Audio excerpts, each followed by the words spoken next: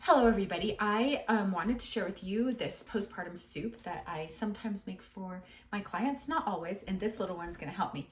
So I have everything completely ready, but I wanted to share a couple of the ways in which I do this recipe. So this was actually inspired by, this was actually inspired by a recipe that I found in the first 40 days, but I drastically, it was inspired by, but I made my own recipe. So the first thing that we're gonna start with, and I have everything ready here, is stock. And I actually just bought some organic beef broth, not bean broth. That one tastes very good. So I have some organic beef broth and it's actually bone broth. Sorry, I said that wrong. So organic beef bone broth. And I think the bone part of this is really, really healing for a postpartum mama. Do you want to open this one, sweetie? You can pour that one in. This little one was feeling sick a couple days ago. And so I had 2 quarts of this because this makes a lot. And the reason I make a lot is because I want moms to be eating it regularly, like through their postpartum period. So I had 2 quarts of bone broth in here, beef bone broth. But this little one got sick and she wanted to use one of them, so. I made myself noodle soup with beef broth. Yeah, you did a good job. You can also make your own bone broth, obviously. That would be fabulous. I do a lot of births, as you all know, and so I didn't have time to do that. So it's also okay to buy it. The next thing is 2 cans of full fat coconut milk. So let's see, let me just grab a little spoon here. We're in my actual kitchen, or not a spoon, but a spatula. Awesome. So we've got 2 cans of this in there, full fat coconut milk. The reason I love the coconut milk is because I feel like it's brilliant for breastfeeding mamas to have this kind of fat, this full saturated fat. I think it's so good for them. And then because we're making a ton of it, we are going to put a quart of water. Good work, good work. I'm a chef. You are a chef. Good job. A lot of the times. I wanted to show you guys a couple tricks. So I this is Swiss chard. It's really easy to find this at any store. So I've chopped that up already. But what a lot of people don't know is they'll cut out the stalks. I'm going to show you these stalks right here. These are the stalks. And the stalks, I'm trying to get it on the screen. The stalks, this is rainbow chard, so they're all different colors. But I'm going to actually cut those up and put them into the soup. Do you want to start cutting this garlic for me? Okay, let me chop up these stalks. And actually when they're soft, they kind of cook up just like celery.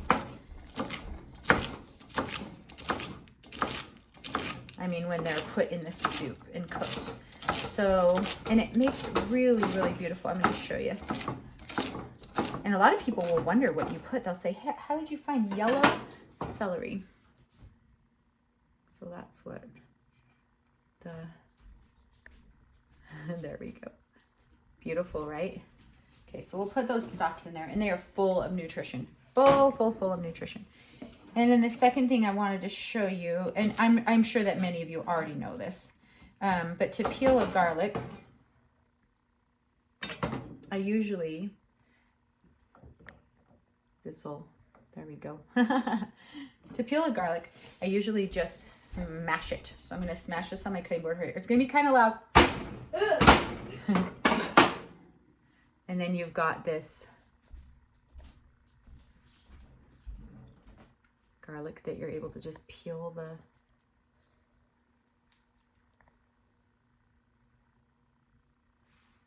so sorry. Okay, so now you go ahead and start chopping that garlic up. Good job. And then we've got a bunch of mushrooms. Mushrooms are so good for postpartum because they're really meaty, but they also are one of the only foods ever that's not fortified that has vitamin D in it. So I love the mushrooms. And then we've got a bunch of celery.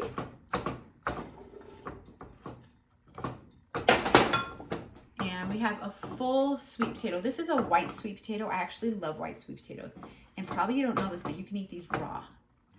They're actually really good dipped in hummus. So you can eat sweet potatoes raw. When I used to cater for people who are trying to eat more healthy, I would slice these and they would eat them kind of like chips. And we got a bunch of carrots. So we want to get a lot of vitamin A in with our postpartum mamas. So we got vitamin A in the form of the carrot. Wow, you are doing a wonderful job. Then we got a bunch of onions. Now onions are so good for the immune system. And they're also very, very, very healing and contribute to a really beautiful broth. Yeah, go for it. I have my garlic. Lots of garlic here. Lots of garlic. I have 6 cloves in here. And the reason why is because I think a lot of times in the postpartum period, mamas tend to do too much. And when they do too much, they're at higher risk for mastitis. In fact, I would say that the #1 risk for mastitis is not resting enough. So really, really important. I wanted to show you one more trick. So this is a ginger, and I store my ginger because do you guys ever use all your ginger? I mean, sometimes maybe. I store my ginger in a freezer safe bag and I put it in the freezer, and then you can take it out and it's hard and it's okay to eat this brown part right here. So ginger tea is one of the best things that a postpartum mama can drink. And so you can take the grater and you can just grate it and make tea instantly. And because it's frozen, it's so much easier. And the brown stuff, not a big deal. You can just strain it out when you're ready. Okay, then I have a bunch of chopped ginger. We're gonna put that in there. Now the ginger is also going to be really anti-inflammatory and very, very good at boosting the immune system and helping with healing. So that's why we have that in there.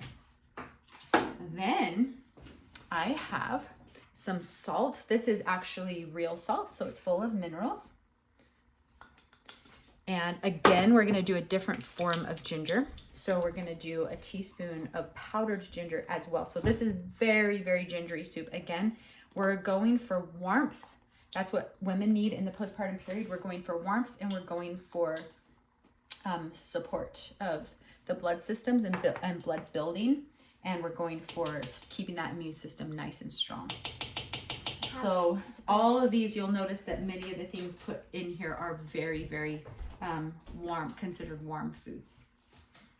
So the next thing we're gonna put in is 3 teaspoons, sorry, that's 1 teaspoon of curry powder. And you can use, you can make your own, yeah, very colorful. You can make your own curry powder, or you can use even just turmeric. Like 3 teaspoons of turmeric in here would not be too much. And in fact, I have a big jar of turmeric because I use it so much. And I am going to put a teaspoon of turmeric in here. Turmeric, again, for anti-inflammatory properties, and again, for a warming spice. We want as many warming spices as we can get in there.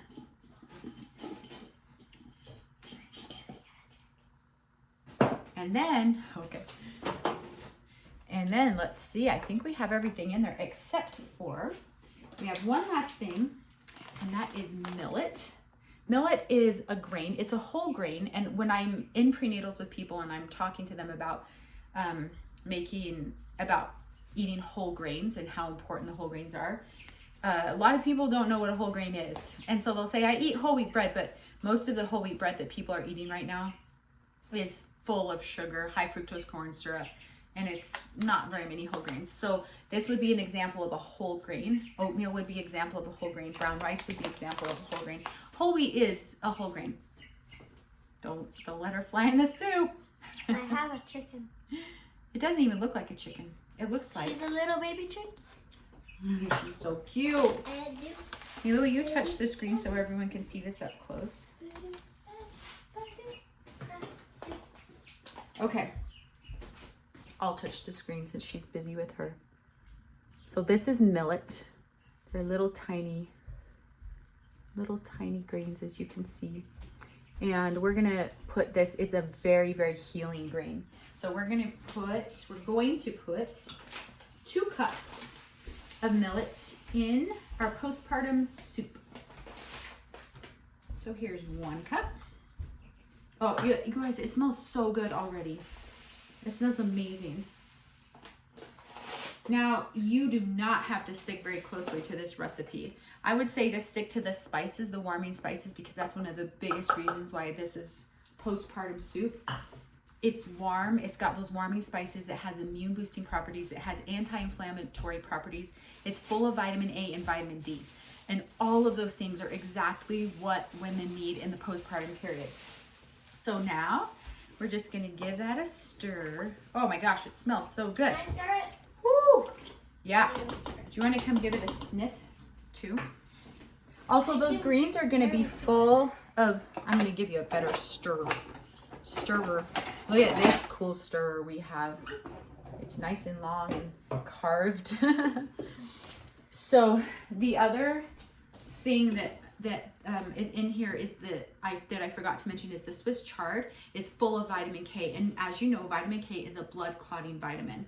And it's also a fat soluble vitamin. So we need those extra stores of vitamin K for our immune system and for many other functions in our bodies, especially blood clotting. So I think that's it. This soup looks so good. Let's see. Let's come over and look at it.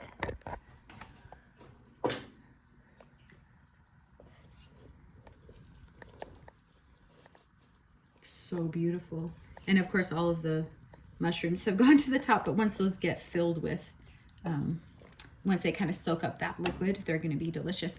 And I will probably even put some more warming spices in here, such as a little bit of pepper and possibly even a little bit of red pepper flakes. So thank you. It looks amazing. Okay, so there you have it. Postpartum soup. Postpartum soup. And then you just let it cook until it's all, till the vegetables are tender. And as soon as it's done, you can eat it right away. You can give it to your postpartum mamas right away, or for yourself if you're a postpartum mama. And it also freezes well too. You just have to make sure to cook the veggies. So, do you love I love this. I got this from an old man at the farmer's market. I think it's just so beautiful. Did we get that in Mexico? Nope, we got some other ones in Mexico. Thank you so much for joining me for our postpartum soup recipe. Goodbye. I hope you like my chickie. Her name's